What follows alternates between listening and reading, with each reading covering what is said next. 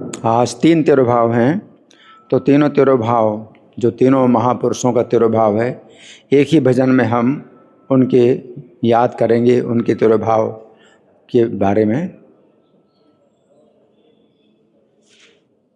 तो जहाँ पर पंक्ति आचार्य ठाकुर है, एक बार बोलेंगे आचार्य ठाकुर, दूसरी बार बोलेंगे गदाधर दास ठाकुर, तीसरी बार बोलेंगे धनंजय पंडित ठाकुर, चौथी बार बोलेंगे श्रीनिवास आचार्य ठाकुर। जे अनिल प्रेम धन करुणा प्रचुर,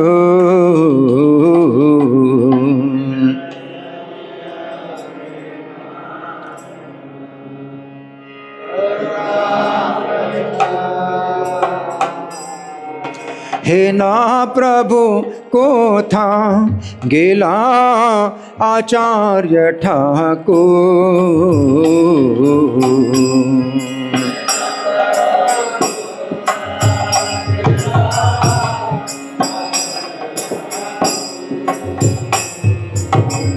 हे ना प्रभु को था गेला गदाधर दास ठाकुर,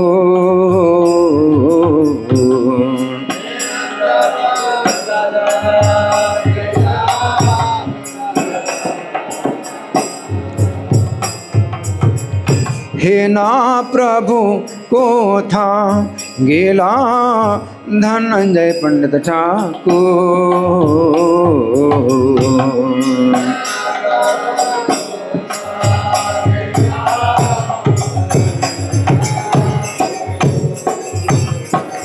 हे ना प्रभु को था गेला श्रीनिवास आचार्य ठाकुर,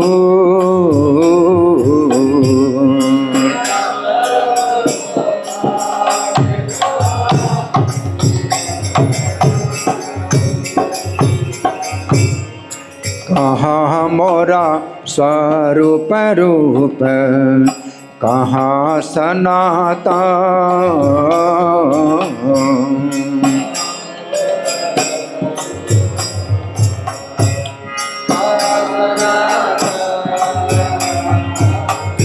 कहाँ दास राघु नाथ पतित पावन,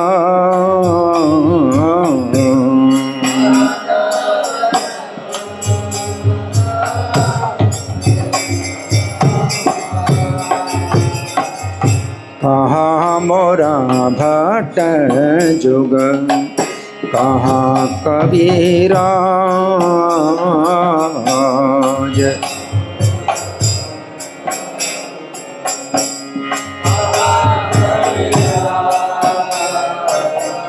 एक काले को था गिला गोरा नटराज,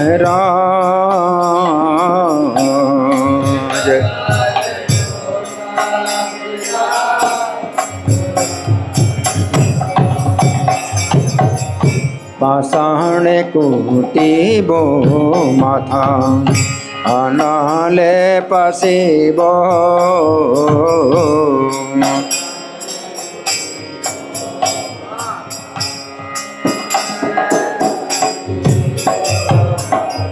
गोरांगा गुणेरा निधि कोथा गेले पाव,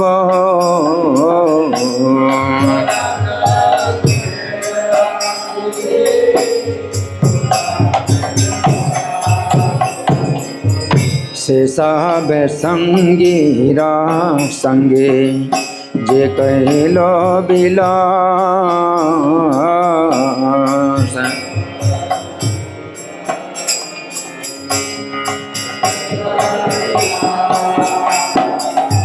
से संग न पाइया कांदे नरोत्तम दास,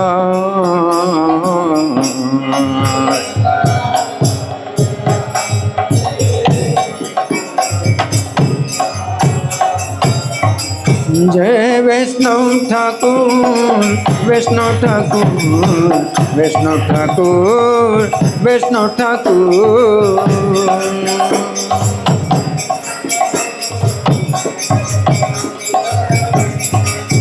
जय वैष्णव ठाकुर, वैष्णव ठाकुर, वैष्णव ठाकुर, जय वैष्णव ठाकुर।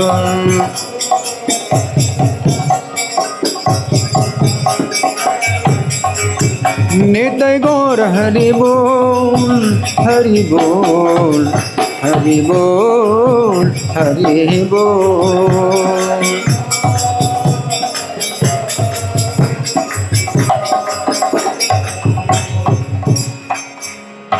हरे कृष्णा। तो ये जो भजन है नरोत्तम दास ठाकुर ने जो बनाया था, ये श्रीनिवास आचार्य के तिरुभाव के उपलक्ष्य में बनाया था, उनकी याद में बनाया था। आचार्य ठाकुर का मतलब श्रीनिवास आचार्य ठाकुर। आज श्रीनिवास आचार्य ठाकुर का तिरुभाव भी है। हरि बोल, है ना। तो इसके शब्द ऐसे हैं, जे अनिलो प्रेम धन करुणा प्रचुर। जो प्रेम धन लेकर के आए थे, क्यों लेके आए थे? करुणा प्रचुर, प्रचुर करुणा के कारण लेके आए थे। हे ना प्रभु कोथा गेला आचार्य ठाकुर। तो ऐसे आचार्य ठाकुर, श्रीनिवास आचार्य ठाकुर कहाँ चले गए, और श्री गदाधर दास गोस्वामी कहाँ चले गए, श्रीला धनंजय पंडित कहाँ चले गए? तो कहाँ मोरा स्वरूप रूप, कहाँ सनातन, कहाँ मेरे स्वरूप दामोदर गोस्वामी हैं, कहाँ रूप गोस्वामी, कहाँ सनातन गोस्वामी, कहाँ दास रघुनाथ पतित पावन, और पतितों को पवित्र करने वाले रघुनाथ दास गोस्वामी कहाँ चले गए? कहाँ मोरा भट्टजुग, भट्टजुग गोपाल भट्ट गोस्वामी और रघुनाथ भट्ट गोस्वामी कहाँ हैं? कहाँ कविराज, कविराज कृष्णदास कविराज कहाँ हैं? एक काले कोथा गेला गोरा नटराज, और गोरा नटराज चैतन्य महाप्रभु एक काले अनायास कहाँ चले गए, है ना। पहले से कोई सूचना ही नहीं थी, अनायास ही जो है चले गए। तो भगवान के अर्चा विग्रह में समा गए। पाषाणे कुटीबो माथा अनले पसीबो। तो मैं पत्थर में अपना माथा फोड़ूं अथवा अग्नि में प्रवेश करूं। गौरांग गुणेरा निधि कोथा गेले पावो। तो गुणों के भंडार गौरांग महाप्रभु को किस प्रकार प्राप्त करूं। से सब संगीरा संगे जे कैलो विलास। तो जितने संगी थे उन्होंने भगवान के संग लीला विलास किया। से संग ना पाया कांदे नरोत्तम दास। उनका संग ना पा करके नरोत्तम दास रो रहे हैं।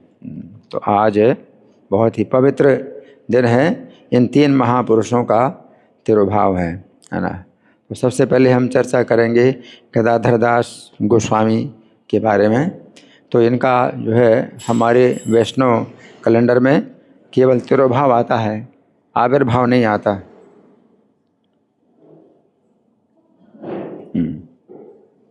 हाँ, तो केवल तिरुभाव आता है, आविर्भाव नहीं आता, है ना।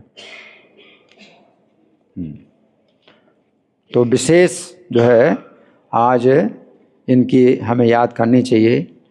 तो इनके विषय में काफ़ी चर्चा है, चैतन्य भागवत में काफ़ी चर्चा है।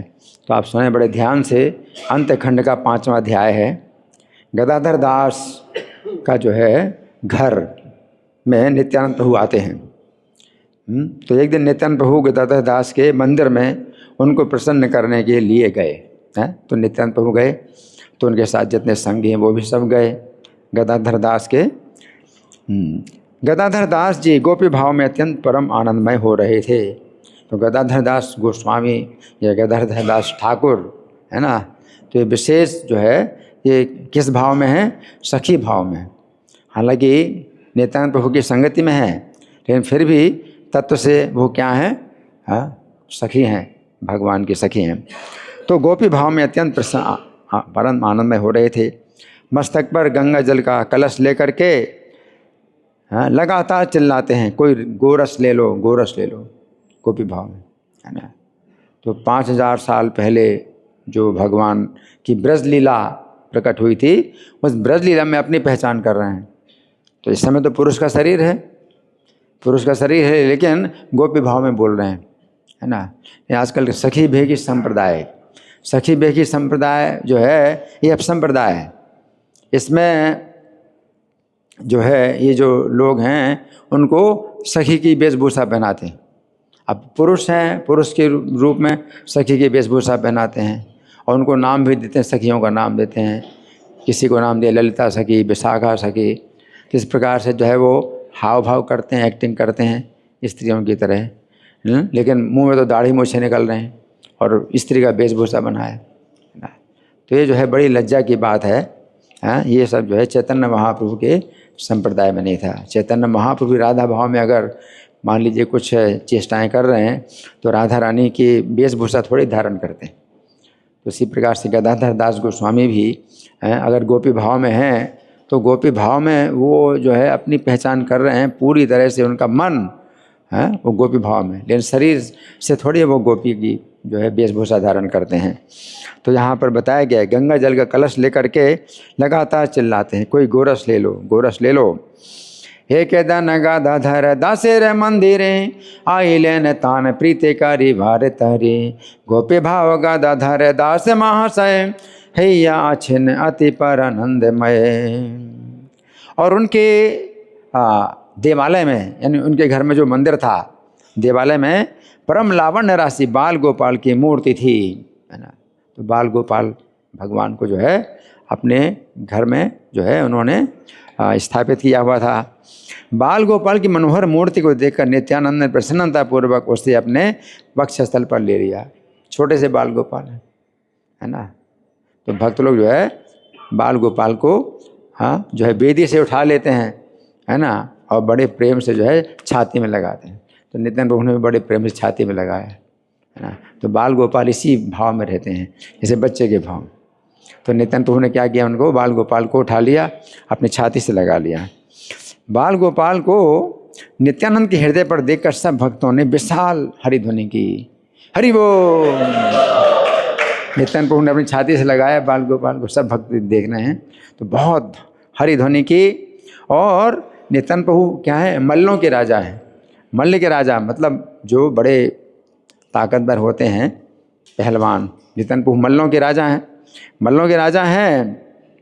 हाँ, तो उन्होंने हुंकार करके गोपाल लीला में नृत्य करने लगे। गोपाल लीला में यानी कृष्ण के जो सखा हैं गोप भाव में नृत्य कर रहे हैं। बाल गोपाल को अपने हृदय में रख करके और नृत्य कर रहे हैं। और नृत्य कर रहे हैं तो जैसे सखा हैं, गोप सखा हैं, नृत्य करते हैं तो बड़े शक्तिशाली होते हैं। तो बड़ी शक्ति के साथ में जो है वो नृत्य कर रहे हैं नित्यानंद प्रभु। माधवानंद घोष ने दान लीला का गान किया, जिसे सुनकर नित्यानंद बड़े संतुष्ट हुए। भाग्यवान माधव घोष की ऐसी दिव्य ध्वनि थी जिसे सुन के ही नित्यानंद प्रभु आविष्ट हो जाते थे। तो माधव घोष, गोविंद घोष, वासुदेव घोष, ये तीनों भाई, ये तीनों गायक हैं। तो इनके गान में जो है इतनी मधुरता है और इतना जो है रस है, नित्यानंद प्रभु क्या होते हैं, आविष्ट हो जाते हैं, है ना। और पुण्यवान गदाधर दास को संग लेकर नित्यानंद प्रभु अपने आनंद में दान खंड उचित नृत्य करने लगे। तो दान खंड जो है, दान घाटी, वहाँ पर जो है भगवान जैसे मतलब छेड़ते हैं, गोपियों को छेड़ते हैं। तो उस समय का जो नृत्य है नित्यानंद प्रभु जो है कर रहे हैं अपने आनंद में। गदाधर दास को गोपी भाव में बाहरी ज्ञान नहीं था। गदाधर दास गोपी भाव में है और नित्यानंद प्रभु गोप सखा है ना। तो इनको गोपी भाव में बाहरी ज्ञान नहीं रहा, निरंतर ही गोपी भाव में लीन रहते थे। नित्यानंद ने दान खंड लीला सुनकर जो नृत्य किया उसका वर्णन नहीं किया जा सकता। तो हरि बोल। ये जो सब लीला है ये किसके घर में हो रही है, गदाधर दास गोस्वामी के घर में। इनके घर में जो है कितनी अद्भुत लीला हो रही है ना। प्रेम भक्ति के जितने परिवर्तन हैं उन सबको प्रकाशित करके अनुपम नृत्य किया। किसने किया अनुपम नृत्य? अनुपम का मतलब उपमा नहीं है, जिसकी कोई तुलना नहीं है, उपमा नहीं दे सकते। नित्यानंद प्रभु का नृत्य है तो उसकी कोई तुलना नहीं है। और जहाँ नित्यानंद प्रभु नृत्य करते हैं तो चैतन्य महाप्रभु आ जाते हैं, चाहे सबको ना दिखाई पड़े। नित्यानंद प्रभु का नृत्य करेंगे तो चैतन्य महाप्रभु आ जाते हैं देखने के लिए, नृत्य देखने के लिए।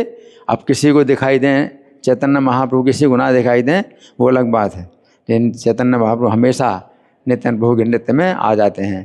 तो चैतन्य महाप्रभु वैसे प्रकट लीला में नहीं है उनके घर में, ये नित्यानंद प्रभु नृत्य कर रहे हैं। तो चैतन्य महाप्रभु वहाँ पर है ना। फिर नृत्य गीत की भंगिमा बिजली के तुल्य थी। बिजली कैसी होती है, जो आकाश में बिजली चमकती है और कितनी मतलब तेजी से उसकी गति होती, कितनी तेज गति होती बिजली की। बिजली चमकती है ना, तो कितनी तेज गति होती है, तो उतनी तेज गति से नित्यानंद प्रभु नृत्य कर रहे हैं। इतनी गति से कोई नृत्य नहीं कर सकता, बिजली की गति से कोई नृत्य नहीं कर सकता। तो नित्यानंद प्रभु जो है बिजली की गति से नृत्य करते हैं। हाँ, और भुजा संचालन की महिमा बड़ी अद्भुत थी। भुजाएं किस प्रकार से संचालित करते हैं, कभी ऊपर कभी नीचे, इस तरह से भुजाओं का जो है उनका संचालन है वो बहुत है अद्भुत है। और अद्भुत नेत्र भंगी, नेत्रों की भंगी, सुंदर हंसी और अद्भुत सिर का चालन विलास था। सिर भी जो है चलाते हैं, तो किस प्रकार सिर को अपना चलाते हैं, कभी ऊपर करते हैं सिर को, कभी नीचे करते हैं। अद्भुत चालन विलास, सिर का अद्भुत चालन विलास। गोपी भावे माहे नाही गादा रे दासे, ने रे वधि आपा ने रे गोपी है ने भासे। दान खंड लीला सोने नित्यानंद राय, जे नृत्य करे नता वर्णन न जाए। विद्युत रे प्राय नृत्य गाती रे भंगिमा, की वासे अद्भुत भुज चालन महिमा। की वासे नायन भंगी की सुंदर हास, की वासे अद्भुत सिर कंपन विलास। दोनों सुंदर चरणों को इकट्ठा करके कैसे जोर जोर से मनोहर उछाल ले रहे हैं। नित्यानंद प्रभु क्या करते हैं, दोनों पैरों को इकट्ठा कर लेते हैं। कभी आपने किया ऐसा, दोनों पैरों को इकट्ठा करके और उछालते हैं, पूरा शरीर उछालते हैं दोनों पैरों को इकट्ठा करके। कैसे, तब सटा करके। ऐसे आप लोग उछलते हैं तो पैर सटे थोड़ी रहते हैं, पैर तो अलग अलग रहते हैं, दूर रहते हैं। कभी ऐसे किया है, दोनों पैरों को इकट्ठा करके, है ना। तो सुंदर जो है उछाल, मनोहर उछाल ले रहे हैं और प्रेम रस भरी दृष्टि से नित्यानंद प्रभु जिस ओर देखते हैं उसी ओर के स्त्री पुरुष कृष्ण सुख में डूब जाते हैं। नित्यानंद प्रभु की दृष्टि पड़ती जहाँ, है ना, तो कृष्ण के सुख में सब लोग डूब जाते हैं। एकत्र कार्य या दोई चरण सुंदर, की वा जोड़े जोड़े लाभ देने मनोहर।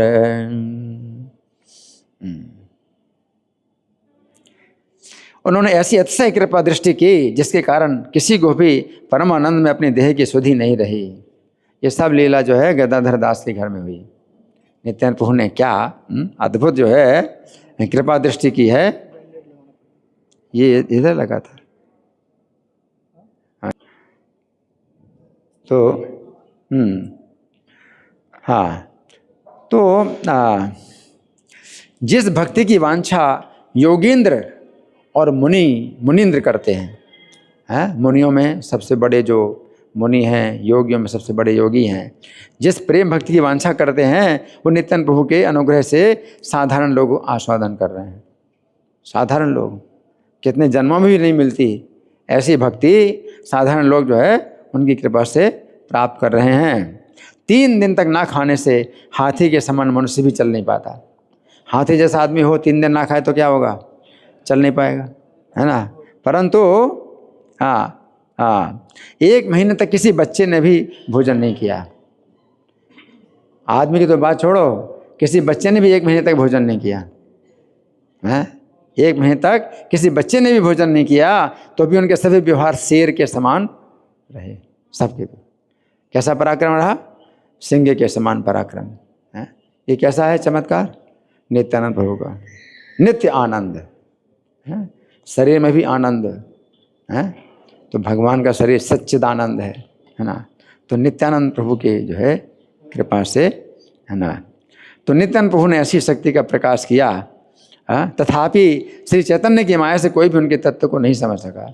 भगवान मनुष्य लीला कर रहे हैं, नित्यानंद प्रभु मनुष्य लीला कर रहे हैं, तो जो है कोई नहीं समझ पाया कि ये कौन है, भगवान है। अब ये जो है इतना बड़ा चमत्कार कि 1 महीने से नहीं खाया, बच्चे तक ने नहीं खाया, और शेर के समान पराक्रम है सबके अंदर, जबकि हाथी के समान शरीर वाला होगा तो भी जो है 3 दिन ना खाए तो हरि बोल, चल नहीं पाएगा फिर, और शरीर बहुत क्षीण हो जाता है। 1 महीने तक किसी ने नहीं खाया। हाँ, इस प्रकार कुछ दिन श्री नित्यानंद प्रभु प्रेम आनंद रस में गदाधर दास के घर में रहे। कुछ दिन तक रहे लगातार, कुछ देर के लिए नहीं है कि 1 घंटा 2 घंटा, कुछ दिनों तक रहे। ये कितनी बड़ी कृपा नित्यानंद प्रभु की। कुछ दिनों तक जो है उनके घर में रहे प्रेम आनंद रस में। गदाधर दास के शरीर में भारी ज्ञान नहीं था और सभी से निरंतर हरि बोल इस प्रकार कहलाते रहते थे। गदाधर दास लगातार बोल हरि बोल हरि बोल हरि बोल हरि बोल। एक मास एक और शिशु न करे आहार, तथापि सिंह प्राय सर्व व्यवहार। हे न शक्ति प्रकाशे न नित्यानंद राय, तथापि न बुझे के हो चैतन्य मायाए। हे मत कथो देन प्रेमानंद रसे, गदाधर दासे रे मंदिर प्रभु बसे। तो यहाँ पर बताया जाता है मंदिर, गदाधर दास के मंदिर में चैतन्य महाप्रभु रहे। तो मंदिर क्या है? उनका घर ही मंदिर। घर नहीं कहा जाता है, क्या कहा जाता है? मंदिर। गदाधर दास के मंदिर में रहे, है ना। गदाधर दास भी जो है राधा रानी की चूँकि अंग कांति हैं, तो उनका शरीर कोई जो है भौतिक शरीर थोड़े, है ना। तो उनका जो घर है वो क्या है? पूरा घर ही मंदिर है ना। उसी ग्राम में एक बड़ा दुष्ट काजी रहता था। उस समय मुसलमानों का शासन था ही, तो बड़ा दुष्ट काजी रहता था। वो कीर्तन के प्रति अपार द्वेष करता था। और गदाधर दास जी तो प्रेम आनंद में मस्त रहते। तो एक दिन रात्रि को उसी काजी के घर में चले गए।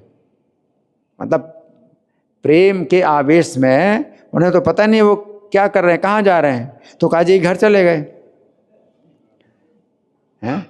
प्रेम के आवेश में काजी के घर चले गए, और जिस काजी के भय से मनुष्य अदृश्य होकर भाग जाते थे, दिखाई नहीं देते थे, है ना। उतना जो है मतलब उसका व्यवहार था, भयानक व्यवहार था। हाँ, उसी घर में रात को चले गए, और रात को तो और ज़्यादा खतरा है उसी घर में, है ना।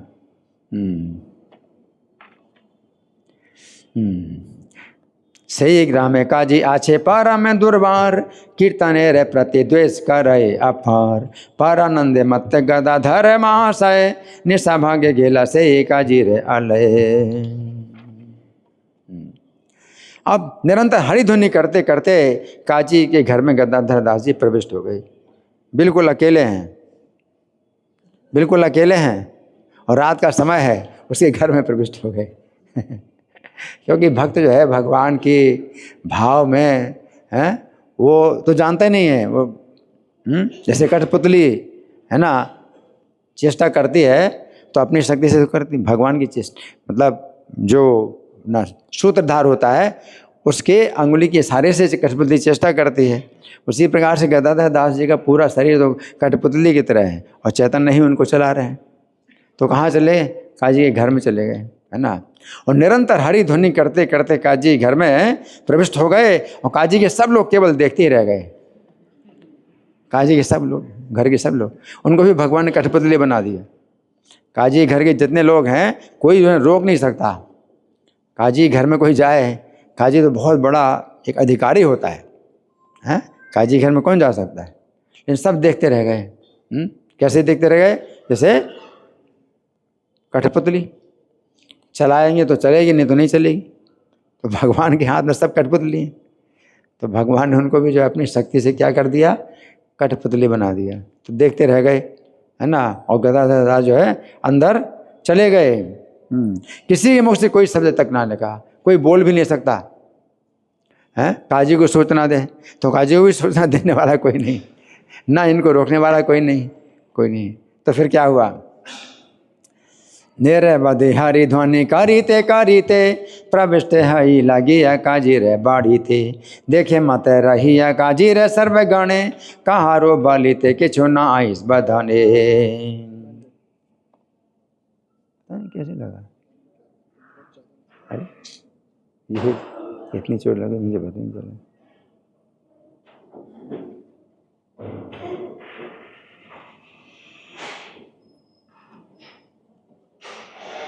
हाँ, तो हाँ क्या सुना? हाँ क्या सुना? काजी घर में घुस गए, काजी घर में घुस गए, और जितने आदमी थे वो देखते रह गए, जैसे पुतली की तरह देख रहे हैं, कोई नहीं बोल रहा, कोई नहीं चिल्ला रहा, है ना। तो फिर गदाधर दास ने कहा, अरे काजी, गदाधर क्या बोले, अरे काजी बेटा कहाँ है, शीघ्र कृष्ण कृष्ण बोल, नहीं तो मस्तक को फोड़ दूंगा। क्या, जल्दी बोल कृष्ण कृष्ण, नहीं तो तेरा सिर फोड़ दूंगा। ऐसे चिल्ला है। गदाधर बोले, अरे काजी बेटा को था, झाट कृष्ण बोले नहीं छिंदो ए माथा। तो अग्नि के समान काजी क्रोध से जलता हुआ बाहर आया। वो तो अपार द्वेष था उसको कीर्तन से, और ऐसे बोल रहा है, तो गुस्से में जलता हुआ बाहर आया, आग के समान गुस्से में जलता बाहर आया। परंतु गदाधर दास के देखते ही स्थिर हो गया। ऐसे काजी भी जो है स्तंभित हो गया, स्थिर हो गया। काजी ने कहा, हे गदाधर तुम यहाँ क्यों आए? अब गुस्सा बिल्कुल समाप्त हो गया है। और क्या बोला, हे गदाधर तुम यहाँ क्यों आए? अग्नि हे ने क्रोधे काजी हाइले बाहिर, गदाधर दास देखी मात्र हाइल स्थिर। काजी बोले, गदाधर तुम ही के ने एता, गदाधर बोले न अच्छा है किछु कथा। तो गदाधर ने कहा, कुछ बात है।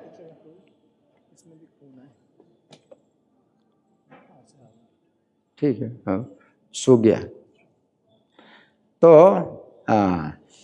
गदाधर ने क्या कहा, कुछ बात है, कुछ बात है तभी तो आया मैं, ऐसे थोड़ी फालतू में थोड़ी आया हूँ, कुछ बात है। गदाधर ने कहा, कुछ बात है। श्री चैतन्य और नित्यानंद अवतार लेकर जगत के मुख से हरि हरि बुलवा रहे हैं, केवल तुमने ही हरि नाम नहीं बोला है, वही बुलवाने के लिए तुम्हारे पास आया हूँ मैं। हरि बोल, हरि बोल। केवल तुम ही रह गए हो, तुमसे बुलवाने आया हूँ। तुम परम मंगल, मैं हरि नाम बोलो, मैं तुम्हारा सब पापों से उद्धार कर दूंगा। हरि बोल। श्री चैतन्य नित्यानंद प्रभु अवतारी, जगते रे मुखे बोलाई ला हरि हरि। सबे तुम्हें मात्र नहीं बोले हरि नाम, ता बोलाई ते आई लांग तो मस्थान। अब काजी बड़ा हिंसक था, किसी की हत्या कर दे तो कोई सुनवाई थोड़ी होगी। काजी है, किसी का सिर काट दे, किसी की हत्या कर दे तो कोई सुनवाई नहीं होने वाली। तो बड़ा हिंसक था, है। तथापि उसने कुछ नहीं कहा, स्तंभित होकर खड़ा रहा, ऐसे स्तंभित होकर खड़ा रहा। भगवान का सबके ऊपर कंट्रोल है ना। कुछ नहीं कहा। काजी ने हंसकर कहा, गदाधर दास सुनो, आज तो तुम घर को जाओ, मैं कल हरि नाम कहूँगा। यद्यपि यह काजी महाहिंसक के चारित, तथापि न बोले किछु होइल स्तंभित। हासी बोले काजी सुन दास गदाधर, काली बली वांग हरि आज जाहु घर। उसके मुख से हरि नाम मात्र सुनते ही गदाधर दास प्रेम आनंद सुख में पूर्ण हो गए। गदाधर दास ने कहा, कल की क्यों कहते हो, अभी तो तुमने अपने मुख से हरि बोला है। वो बोला ना कि कल मैं बोलूँगा, हरि नाम बोलूँगा, है ना। क्या बोला कि काली बली वांग हरि आज ही जाओ घर। कल मैं हरि बोलूँगा, आज तुम घर में जाओ, कल मैं हरि बोलूँगा। तो क्या हुआ, हरि तो बोल दिया ना। तो गदाधर दास क्या बोले, हर्षि बोले काजी हरि नाम मात्र सुनी लेने तारे मुखे, गदाधर दास पूर्ण हैला प्रेम सुखे। गदाधर दास बोले, आरे काली के ने ए तबलीला हरि आपने बदने। हरि नाम जो है अगर अपराध के बिना लिया जाए तो इतनी शक्ति है कि करोड़ों जन्मों के पापों को दूर कर देता है ना। तो उन्होंने, वो जानते हैं ये हरि नाम जो इसने जो बोला है इसमें क्या है, अपराध नहीं है। और तुमने बोल दिया और तुम हो गए क्या, सब पापों से मुक्त हो गए। उन्होंने कहा, गदाधर दास ने कहा, अब तुम्हारा कभी अमंगल नहीं होगा। हाँ, आर तोर अमंगल नाही कौन क्षणे, जखन करी हरि नाम मेरे ग्रहणे। परम उन्मत्त गदाधर ने यों कहकर हाथ से ताली बजाते हुए बहुत नृत्य किया। उसी घर में हाथ से ताली बजाते हुए बहुत नृत्य किया। क्या कि तुम्हारा उद्धार हो गया, काजी का उद्धार हो गया। हाँ, उसको ना तो दीक्षा दी, ना उसको माला दी कि जाप करोगे, कुछ नहीं दिया, कुछ नहीं किया, है ना। हाँ, और अपार नृत्य किया। जिनके शरीर में नित्यानंद का अधिष्ठान था, ऐसे गदाधर दास कुछ समय में अपने मंदिर में आ पहुँचे। मंदिर का मतलब घर ही मंदिर है। मंदिर में आ पहुँचे और चैतन्य पार्षदों में जिनकी गणना है, उन गदाधर दास की इस प्रकार की महिमा है। भगवान चैतन्य के पार्षदों में जिनका नाम आता है। एते बलि परम उन्मादी गदाधर, हाथे ताली दिया नित्य करे बहुतर। कथो क्षण आई लेन आपन मंदिरे, नित्यानंद अधिष्ठान जार शरीरे। जिस काजी की हवा से भी जो है साधु लोग डरते थे। काजी इतना दुष्ट था, उसकी हवा से भी डरते थे, हवा भी ना लगे हैं। उसकी हवा लगने मात्र से जाति भ्रष्ट हो जाती थी। ऐसे दुष्ट भी हिंसा धर्म छोड़ दें, इसी को कहते हैं कृष्ण आवेश का कार्य। हरि बोल। कृष्ण आवेश का कार्य इसको कहते हैं। यही मत गदाधर दासे रे महिमा, चैतन्य पार्षद मध्य जहाँ रे गढ़ाना। जे काजी रे बाता से न लय साधु जाने, पाई लय मात्र जाति लय से छड़े। जिसके शरीर में सच्चा कृष्ण भाव हो, उसे अग्नि से, सर्प से या व्याघ्र से कोई भय नहीं है। अग्नि में भी प्रवेश कर सकता है, सांप उनको भी पकड़ सकता है, बाघ को भी बांध सकता है, उससे कोई भय नहीं होता है। ब्रह्मा जी के जो जितने कृष्ण भाव हैं, गोपियों में जितना अनुराग है, वो सब भाव अनुराग नित्यानंद ने अपने नेत्रों के इशारे से अपने दासों को कृपा करके दे दिया। नित्यानंद ने अपने जो है अपनी दृष्टि मात्र से दे दिया। ब्रह्मा जी के जितने भाव हैं और गोपियों के जितने अनुराग हैं, नित्यानंद प्रभु ने अपनी दृष्टि मात्र से दे दिया अपने दासों को, है ना। नित्यानंद प्रभु की क्या महिमा है।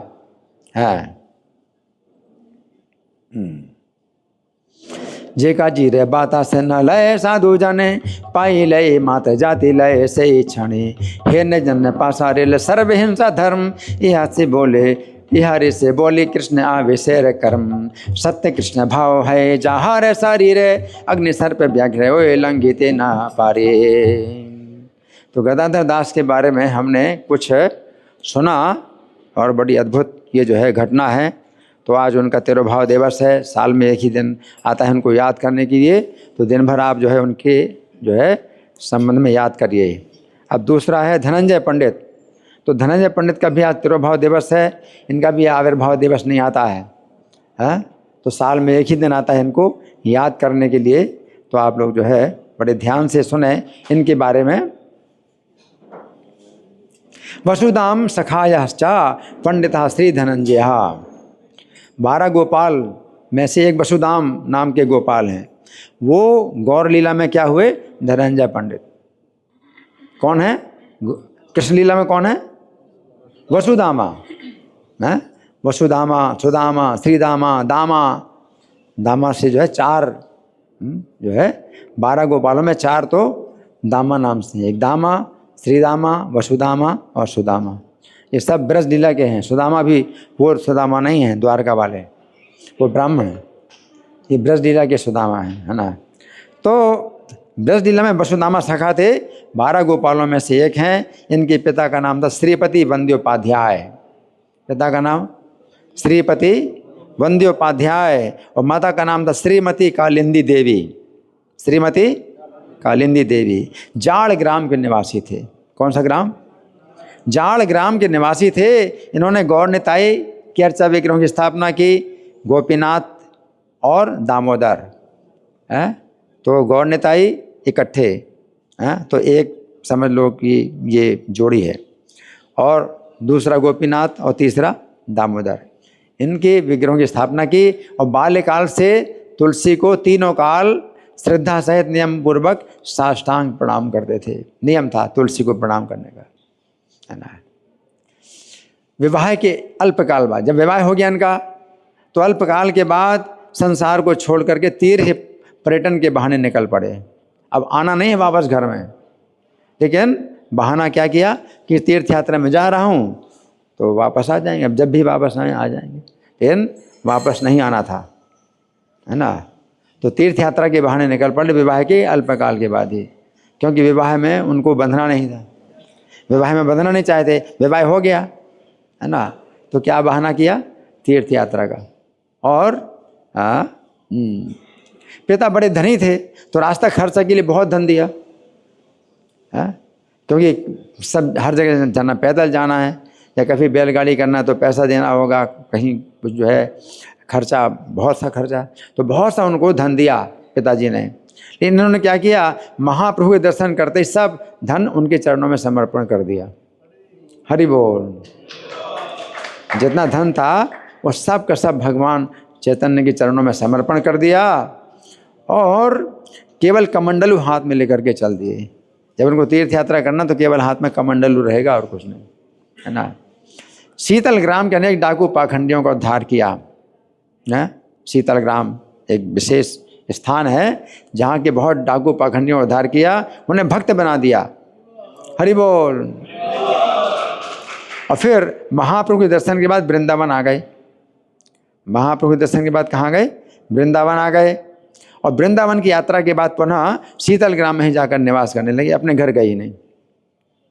तो घर वालों को कुछ पता ही नहीं है कि तीर्थ यात्रा के लिए गया था तो अब कहाँ है और कहाँ नहीं है और कब आएगा कब नहीं आएगा, कुछ पता नहीं, है ना। तो जिस गांव में उनको जन्म हुआ, विवाहित हुए, तो उस गांव में गए नहीं, शीतल ग्राम में वहीं पर ही जो है डाकुओं का और जो है बहुत से पाखंडियों का उद्धार किया था। तो शीतल ग्राम में निवास करने लगे। श्री धनंजय पंडित तिरुभाव तिथि महामुहुर्ष की। तो अब हमारे जो है श्रीनिवासाचार्य का जीवन चरित्र बहुत विस्तृत है, बहुत विस्तृत है ना। तो उनका जो जीवन चरित्र है वो थोड़े समय में तो नहीं बताया जा सकता, लेकिन कुछ तो है, चर्चा करेंगे उनके बारे में। तो सबसे पहले तो आप सुनिए कि इनके पिताजी का क्या समाचार है। इनके पिताजी चैतन्य दास थे। तो चैतन्य दास जब इनका जन्म नहीं हुआ था, किनका जन्म नहीं हुआ था? श्रीनिवासाचार्य का जब जन्म नहीं हुआ था, इनके पिता चैतन्य दास, है ना। तो कटवा में गौरांग महाप्रभु का संन्यास समारोह देखने के लिए आए थे, है ना।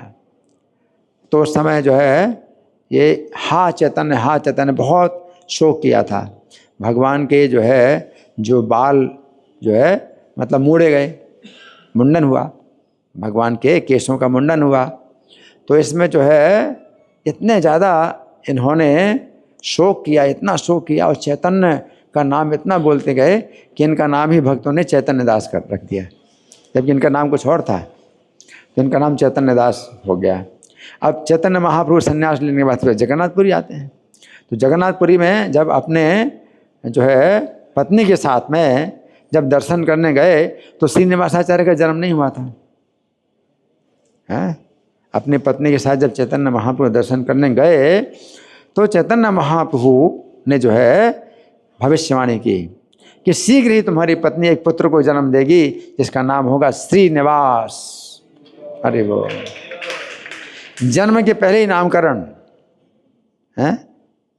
ऐसे जो है मतलब बहुत कम बिरले होते हैं महात्मा जिनका जन्म के पहले ही नामकरण हो जाए, है ना। तो भगवान ने नामकरण पहले कर दिया और कहा शीघ्र ही तुम्हारी पत्नी एक पुत्र को जन्म देगी जिसका नाम होगा श्रीनिवास। और चैतन्य महाप्रभु का कि श्रीनिवास के माध्यम से रूप और सनातन के जितने भक्ति शास्त्र हैं उनका वितरण होगा। हरि बोल। क्योंकि फिर आगे चल करके क्या होता है कि श्रीनिवास आचार्य और नरोत्तम दास ठाकुर और श्यामानंद प्रभु, ये तीनों की जो है एक जो है टोली है जो कि जीव गोस्वामी के जो है मार्गदर्शन में 6 गोस्वामियों के ग्रंथों का अध्ययन करते रहे। और फिर जीव गोस्वामी के आदेश से ये तीनों भक्त बैलगाड़ी में 6 गोस्वामियों के ग्रंथों को जो है पैक करके बढ़िया सुरक्षित जो है उसमें जमा करके और गौड़ देश में जा रहे हैं कि वहाँ ग्रंथों का प्रचार करेंगे। वो ग्रंथों का प्रचार करेंगे, वितरण करेंगे। तो कैसे वितरण करेंगे? ये हाथ के लिखे हुए ग्रंथ, 6 गोस्वामियों के ग्रंथ हाथ के लिखे हुए, है ना। उसमें छपाई तो होती नहीं थी। तो कितने मूल्यवान थे ये ग्रंथ। और वितरण किया जाए तो कैसे किया जाए? हाथ से लिख करके वितरण किया जाए। कार्बन कॉपी भी नहीं होती थी, एक बार हाथ से लिखेंगे तो एक बार ही एक ही ग्रंथ बनेगा। अब मान लीजिए इतनी मोटी किताब है, आप हाथ से लिखोगे तो कितना परिश्रम होगा, कितना समय लगेगा, और फिर भी एक ही किताब बन पाएगी। इस तरह से वितरण करना है ना। लेकिन इनकी कृपा से जो है 6 गोस्वामी ग्रंथ वितरित हुए, क्योंकि राजा जो वीर हम्मीर थे, दीर्घ विष्णुपुर के राजा वीर हम्मीर थे, जब उनके जो है वो शिष्य बन गए, अब राजा ही शिष्य बन जाए तो फिर इन ग्रंथों का जो है कितना वो जो है नकल करा सकता है और वितरण करा सकता है। अगर राजा के जो है हाथ में ये काम आ जाए तो उसके जो है अधीनस्थ बहुत से लेखक हैं जो कि ग्रंथ लिखेंगे, और ग्रंथ लिखेंगे, ग्रंथों का वितरण होगा, है ना। अब आजकल तो छपाई की टेक्नोलॉजी, तो छपाई की टेक्नोलॉजी में एक बार में जो है 10 लाख किताबें छप जाती हैं, एक बार में छप जाती हैं। अब उस समय तो ऐसा नहीं था, लेकिन लिखने वाले होते थे, है ना। तो हाथ से लिखने वाले राजा के अगर हाथ में ये कार्य आ जाए तो वो जो है बहुत सी, एक ग्रंथ की बहुत सी प्रतियां वो लिखवा सकता है और वितरण करा सकता है ना। तो ये कार्य चैतन्य महाप्रभु ने मतलब भविष्यवाणी की कि ये जो तुम्हारा पुत्र जन्म लेगा वो क्या करेगा कि रूप सनातन के जितने भक्ति शास्त्र हैं उनका वितरण होगा। नहीं तो क्या था, भक्ति शास्त्र जो है हाथ से लिखे हुए ग्रंथ हैं, बस उन्हीं को ही जो है पढ़ा जाता था, उनको पढ़ाया जाता था, किसी के हाथ में आते नहीं ग्रंथ, है ना। फिर अपने पिता के परलोक से धारने के पश्चात श्रीनिवास गौरांग महाप्रभु के शेष पार्षदों के दर्शनार्थ कटवा में गए। कटवा में बहुत से चैतन्य महाप्रभु तो नित्य लीला में चले गए भगवान, है ना। तो उनके जो पार्षद बचे तो श्रीनिवासाचार्य पहले तो कटवा में गए, तो वहाँ पर बहुत से पार्षद थे, उन सबसे मिले। फिर नवद्वीप में गए, नवद्वीप में बहुत से पार्षद थे। जगन्नाथपुरी गए, इसका भी बहुत विस्तार से वर्णन है कि श्रीनिवासाचार्य जो है कटवा में किस किस से मिले, फिर नवद्वीप में किस किस से मिले, जगन्नाथपुरी में किस किस से मिले, और उन सब पार्षदों ने श्रीनिवास को आशीर्वाद दिया, आध्यात्मिक उन्नति के लिए अमूल्य उपदेश दिए। और गौरांग प्रेम में इनकी निमग्नता देख करके ये सब पार्षद जान गए कि गौर शक्ति का साक्षात स्वरूप है ये। हरि बोल। फिर इन्होंने वृंदावन में आए, वृंदावन में फिर आए अंत में, तो 12 वनों की यात्रा की, यानी ब्रजमंडल, है ना, तो 12 वन, तो इनकी यात्रा की, और गोपाल भट्ट गोस्वामी से दीक्षा ग्रहण की। जीव गोस्वामी ने इन्हें गौड़ी वैष्णववाद के संपूर्ण दर्शन की शिक्षा प्रदान की। तो इनके दीक्षा गुरु गोपाल भट्ट गोस्वामी हैं और जीव गोस्वामी इनके क्या है, शिक्षा गुरु हैं, है ना। तो गौड़ीय वैष्णव सिद्धांत का जो है पूरी शिक्षा प्रदान की, और इनकी विस्तृत विद्वता को पहचानते हुए जीव ने श्रीनिवास को आचार्य की उपाधि से सम्मानित किया। तो जीव गोस्वामी ही एक ऐसी यूनिवर्सिटी थे जो कि अलग अलग डिग्री देते थे। किसी को आचार्य की डिग्री दी, जैसे यूनिवर्सिटी में किसी को MSc डिग्री मिलती है, किसी डॉक्टरेट डिग्री मिलती है, तो श्रीनिवास को आचार्य की डिग्री प्रदान की, आचार्य, है ना, बहुत विद्वान है ना। नरोत्तम दास को ठाकुर, नरोत्तम दास ठाकुर, और श्यामानंद को पंडित, ना। तो ये जो है यूनिवर्सिटी के द्वारा जैसे डिग्री मिलती हैं, इस तरह से अलग अलग योग्यता में अलग अलग भक्तों को अलग अलग उपाधियां प्रदान की। जीव गोस्वामी की आज्ञा पर श्रीनिवास अपने 2 मित्रों श्यामानंद प्रभु और नरोत्तम दास ठाकुर ने ग्रंथ वितरण की प्रथम मंडली का मार्ग बनाया, जीव गोस्वामी की आज्ञा से, है ना। सबसे पहला बुक डिस्ट्रीब्यूशन पार्टी 3 भक्तों की थी, श्यामानंद प्रभु, नरोत्तम दास ठाकुर और श्रीनिवास आचार्य, है ना। तो उन्होंने वृंदावन से गोस्वामी ग्रंथों की एक बैलगाड़ी भरी और बंगाल उड़ीसा में सर्वत्र उनका वितरण किया। श्रीनिवास आचार्य ने अनेक भक्तों रामचंद्र कविराज और अन्यों को भी दीक्षा दी।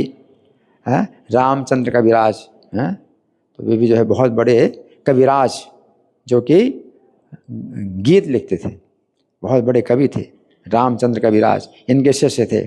जिसमें कि हम लोग गाते हैं ना, रामचंद्र संग मांगी नरोत्तम दास, दया करो, क्या है, दया करो श्री आचार्य प्रभु श्रीनिवास, रामचंद्र संग मांगी नरोत्तम दास। नरोत्तम दास जो है रामचंद्र का संग मांगते हैं। नरोत्तम दास जो है उनसे जूनियर हैं, श्रीनिवासाचार्य के शिष्य हैं, तो नरोत्तम दास से जूनियर हैं, उनके शिष्य जैसे हैं, लेकिन उनका संग मांग रहे हैं नरोत्तम दास रामचंद्र का, है ना। कहते हैं जी दया करो श्री आचार्य प्रभु श्रीनिवास, रामचंद्र संग मांगे नरोत्तम दास, है ना। तो रामचंद्र कविराज को दीक्षा प्रदान की और भक्तिमय गीतों की रचना की, जिसमें षट गोस्वामी अष्टकम है। षट गोस्वामी अष्टकम जो कभी कभी हम लोग गाते हैं, पहले तो कई दिनों तक तो लगातार षट गोस्वामी अष्टकम ही गाते रहे, शिक्षा अष्टकम की जगह षट गोस्वामी अष्टकम गाते रहे। उसमें फिर टाइम ज़्यादा लग जाता है, तो फिर उसको जो है बंद किया, शिक्षा अष्टकम का फिर से शुरू कर दिया। तो षट गोस्वामी अष्टकम वंदे रूप सनातनो रघुयुगो श्री जीव गोपाल को, प्रत्येक जो श्लोक है उसके अंत में ये पंक्ति हमेशा आती है। जो 6 गोस्वामियों के नाम याद करना है तो इस पंक्ति को याद कर लो, तो आपको 6 गोस्वामी के नाम याद होंगे। वंदे रूप सनातनो 2 हो गए, फिर रघुयुगो 2 रघु हो गए, और श्री जीव गोपाल को तो 2 की 3 जोड़ियाँ हैं, रूप सनातन, रघुयुग और जीव गोपाल, है ना। तो इसमें इन्होंने षट गोस्वामी अष्टकम की रचना की और विशिष्ट कीर्तन शैली प्रवर्तित की। कीर्तन में अग्रता करते हुए कभी कभी इतने लंबे समय तक कीर्तन करते रहते थे, कंठ अवरुद्ध हो जाता, कंठ ही क्या हो जाता, अवरुद्ध हो जाता कीर्तन।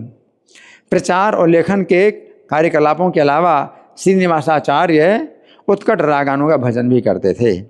रागानों का भजन वृंदावन धाम के नित्यवासियों जैसे गोपियों के भावों पर आधारित होता था।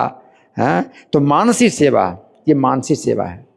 तो मानसी सेवा जो है ये बहुत ही उच्च धरातल के वैष्णव कर आते हैं, मानसी सेवा, है ना। तो मानसी सेवा में क्या है कि आपके पास जो है कोई भी चीज़ नहीं है, ना तो भगवान की मूर्ति है, ना मंदिर है, ना सिंहासन है, ना पूजा की कोई सामग्री है। ये मन से ही आप सब तैयार करते हैं।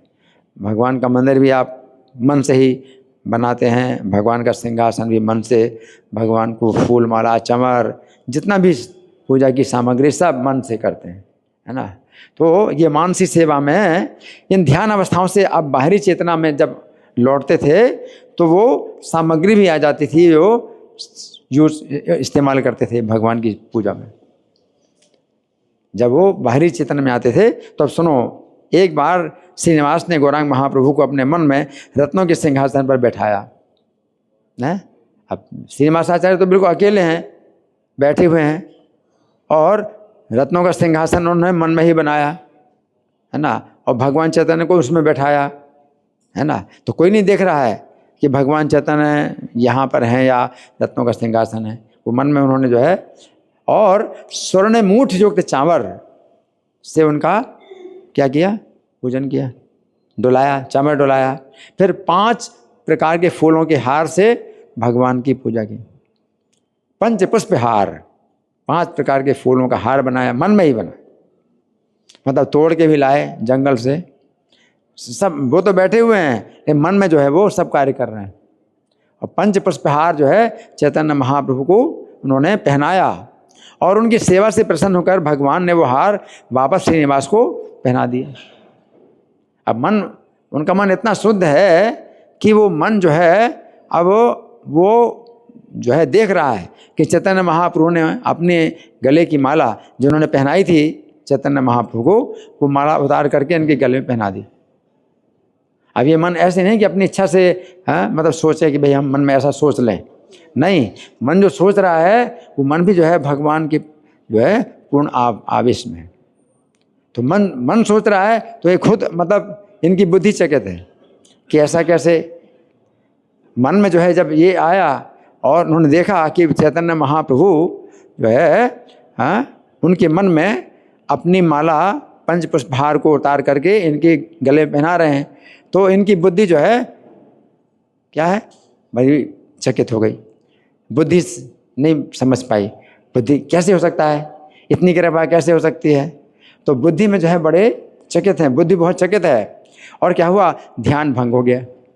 और जब ध्यान भंग हो गया तो क्या देखा, बाहरी चेतना में वो बड़े चकित हो गए कि वो बहुत ही मधुर और सुगंधि युक्त पुष्पहार उनके गले में लटका हुआ था।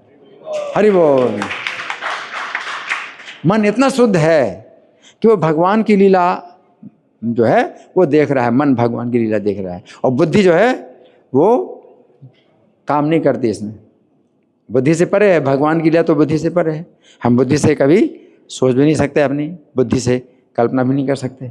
भगवान चैतन्य अगर अपने गले की हार पे उतार करके किसी को पहना है तो उनकी मर्जी है, आपकी बुद्धि कैसे कल्पना कर सकती है।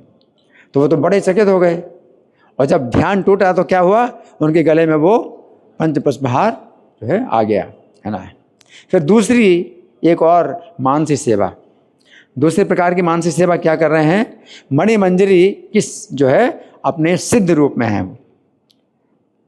मानसिक सेवा में अब क्या है, ये अपने को देख रहे हैं क्या कि ये राधा रानी की सेवा में ये एक मंजरी हैं, और ये इनका स्वरूप क्या है, मणिमंजरी। मणिमंजरी नाम की जो है मंजरी हैं राधा रानी की सेवा में, है। और श्री कृष्ण और राधा रानी हैं और गोपियाँ जो होली लीला खेल रहे हैं, रंग खेल रहे हैं। तो राधा रानी के साथ सब गोपियाँ हैं और कृष्ण अकेले, और क्या कर रहे हैं, रंग खेल रहे हैं। तो गोपियों ने मणिमंजरी को इस कार्य में लगा दिया कि इस युद्ध में जो रंग का युद्ध हो रहा है, राधा कृष्ण का युद्ध हो रहा है रंग का, तो राधा रानी हारे नहीं, तुम रंग की सप्लाई करो, राधा रानी को रंग देते रहो। रंग जो है फेंकेंगी, कृष्ण के ऊपर रंग फेंकेंगी, है ना। तो मणिमंजरी को क्या आदेश मिला कि तुम राधा रानी को रंग देती रहो, है ना। अलग अलग प्रकार के रंग, अलग अलग प्रकार के रंग हैं, है ना। तो राधिका के संग श्याम के विरुद्ध इस संग्राम में साथ देने के लिए कहा, और घोर युद्ध से धरती हिल रही है।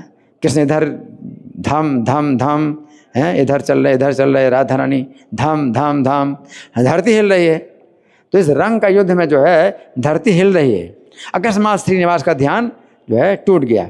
जब टूट गया तो सिर से लेकर के पांव तक वो जो दिव्य धाम से जो इम्पोर्ट हुई थी, जो रंग इम्पोर्ट हुआ था, वो सब जो है अलग अलग प्रकार के मोहक रंगों से जो है पूरा शरीर उनका जो है भर गया रंगों से। हरि बोल। देखो मानसिक सेवा की ऐसी शक्ति है। मन में सेवा कर रहे हैं, है ना, लेकिन वो खुद भी नहीं सोच पाए। बुद्धि जो है वो काम नहीं करती। मन इतना शुद्ध है कि वो भगवान की लीला में वो जो है सब कुछ जो है वो दिखा रहा है, भगवान की लीला मन।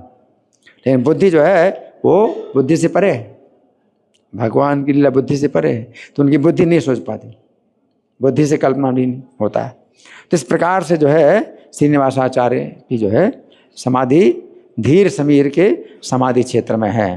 तो श्रीनिवास आचार्य का जो है हमने कुछ सुना इनके बारे में, तो इनकी बहुत ही जो है विस्तृत इनकी घटना जो ग्रंथों की चोरी हुई, तो हम अभी उसमें नहीं जा रहे हैं।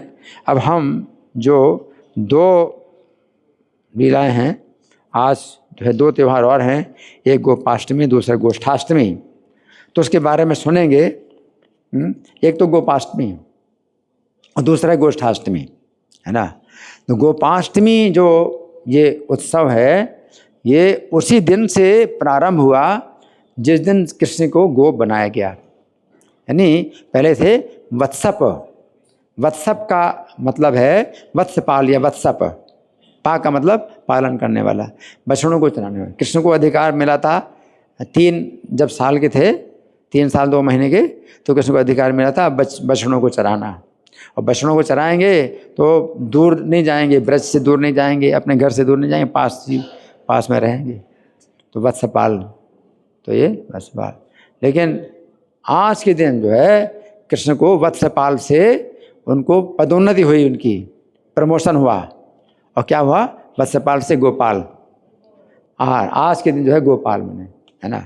तो हुआ क्या कि गोष्ठाष्टमी पहले से मनाई जाती थी। गोष्ठाष्टमी का मतलब होता है, गोष्ठ का मतलब है गौशाला। और जैसे नंद महाराज की कितनी गौएं थी, 9 लाख। 9 लाख तो नंद की गौएं बताई जाती हैं। ऐसे 9 नंद हैं ब्रज के, और कृष्ण के पिता नंद नहीं है, कृष्ण के पिता नंदराज हैं। नंदराज उसको कहते हैं जिसके 1 करोड़ गौएं हों। कितने? 1 करोड़ गौएं हों, उसको नंदराज बोलते हैं। कृष्ण के पिता नंदराज हैं। 1 करोड़ गौएं। अब 1 करोड़ गौएं होंगी तो गौशाला भी कितनी बड़ी होगी, या कितनी संख्या में गौशालाएं होंगी, है ना। तो गोष्ठाष्टमी साल में एक दिन ऐसा आता है जब गौशाला की सफाई होती है। जैसे गुंडीचा मार्जन, तो साल में एक दिन आता है गुंडीचा मार्जन, तो सब भक्त लोग जो है लगे रहते हैं मंदिर की सफाई में, अंदर से बाहर से ऊपर से नीचे से सब मंदिर की सफाई में लगे रहते हैं। उसी प्रकार गोष्ठ की भी सफाई, गोष्ठ मार्जन एक दिन होता है कार्तिक शुक्ल अष्टमी को। आज है गोष्ठाष्टमी पहले से, तो गोष्ठाष्टमी का दिन है। तो गऊओं को जो है अब भेजा जाता है वन में। तो वैसे तो अक्सर गोप लोग जो है गऊओं को ले जाते हैं वन में चराने के लिए, और शाम को जो है फिर वापस लाते हैं। लेकिन कभी कभी गोप अगर ना जाएं गऊओं के साथ में, तो गऊएं अपने आप भी चली जाती हैं वन में, और शाम को अपने आप आ जाती हैं। उनका जो है निश्चित समय होता है। और जब गऊएं जब वापस आती हैं तो वो उसको गोधूली बेला कहा जाता है। पहले घड़ी नहीं होती थी, लेकिन गऊओं की खुरों से जो धूल उड़ती थी तो उससे जो है लोग मानते थे भाई गऊएं वापस आ रही हैं, और गऊओं का निश्चित समय होता था। गऊओं की अपनी घड़ी, गऊओं के पास अपनी घड़ी है, सब गऊएं जो है वापस आएंगे, अपने आप आएंगे, है।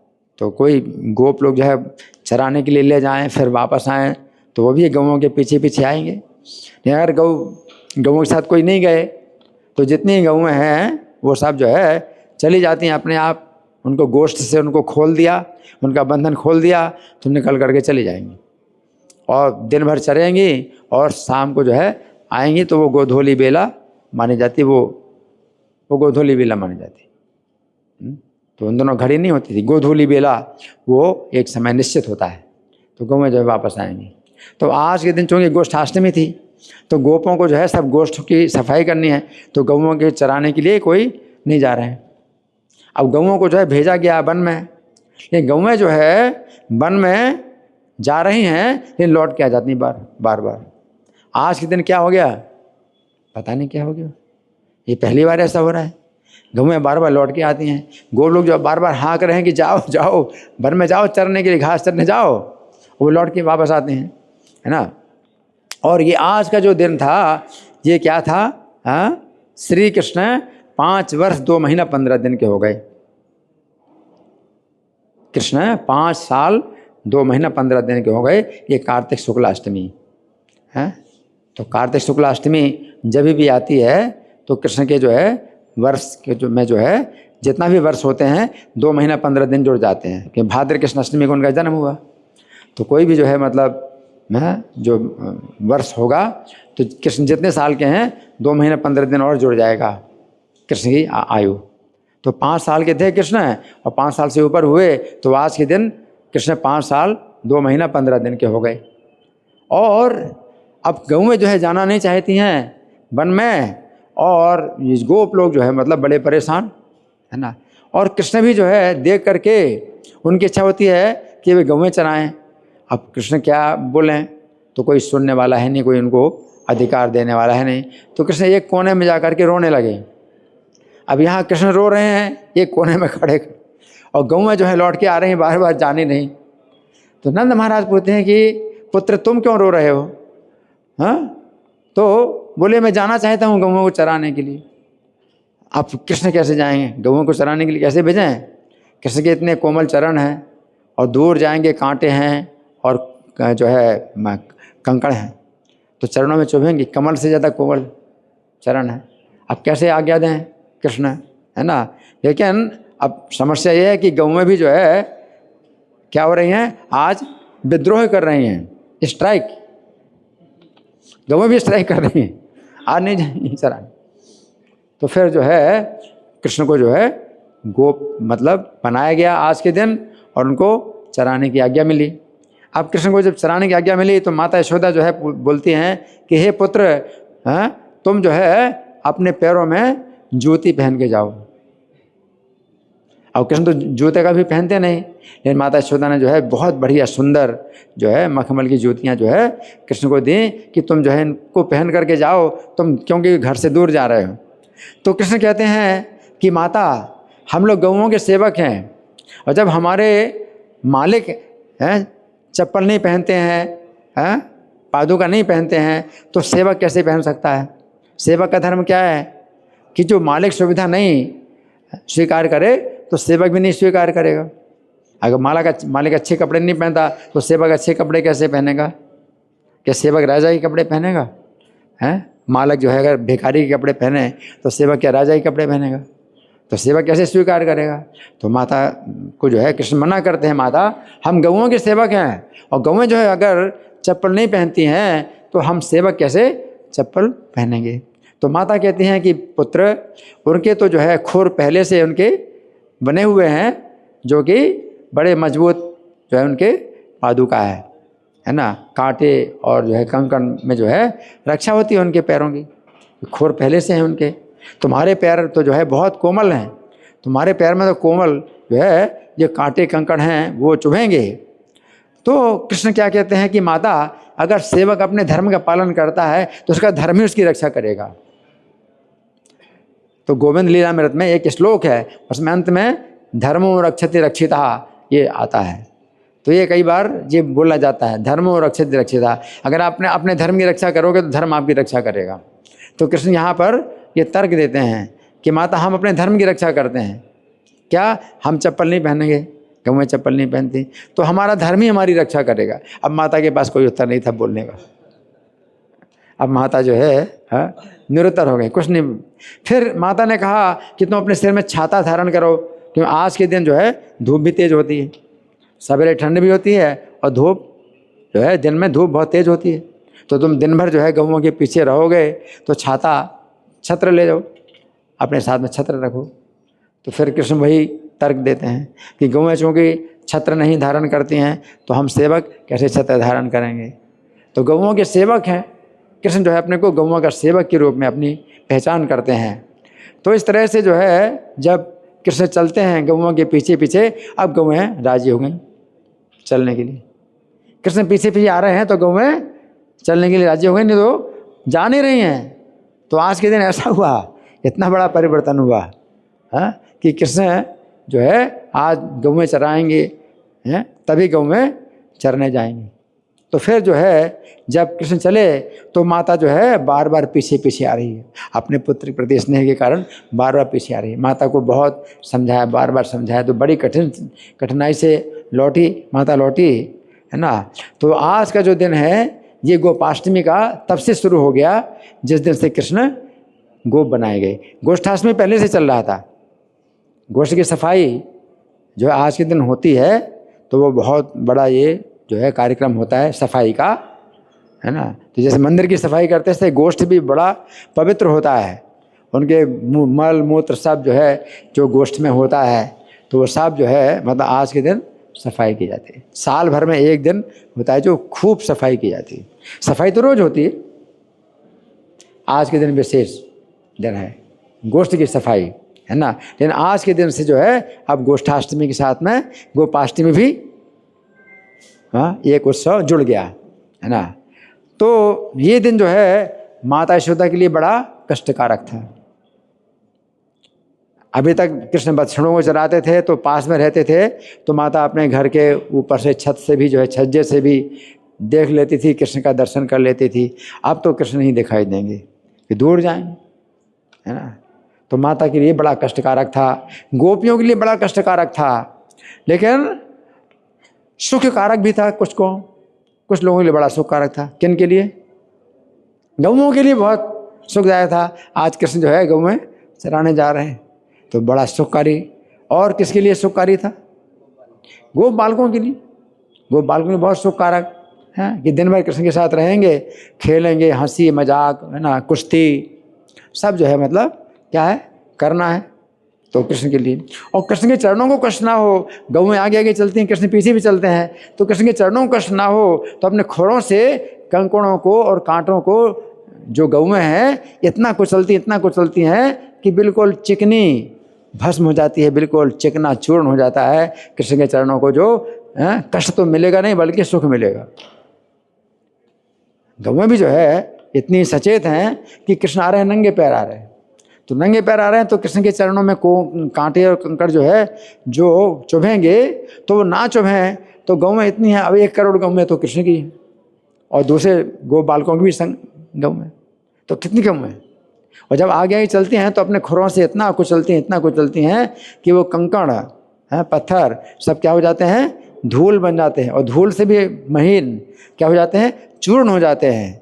और चूर्ण कैसा चूर्ण हो जाता है, जैसे नाइसिल चूर्ण होता है जो आप शरीर में लगाते हो तो बिल्कुल चिकना, ऐसा चिकना कृष्ण के चरणों को जो है जो बहुत क्या सुखकारी हो, है ना। तो ये जो है ये तो आज गोपाष्टमी और गोष्ठाष्टमी ये जो है 2 उत्सव हैं।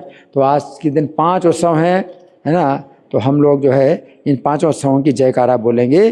श्री गोष्ठाष्टमी महामहोत्सव की, गोष्ठाष्टमी महामहोत्सव की, श्री गदाधर दास गोस्वामी तिरुभाव तिथि महामहोत्सव की, श्री धनंजय पंडित तिरुभाव तिथि महामहोत्सव की, श्री श्रीनिवासाचार्य तिरुभाव तिथि महामहोत्सव की, श्रील प्रभुपाद की। हरे कृष्णा।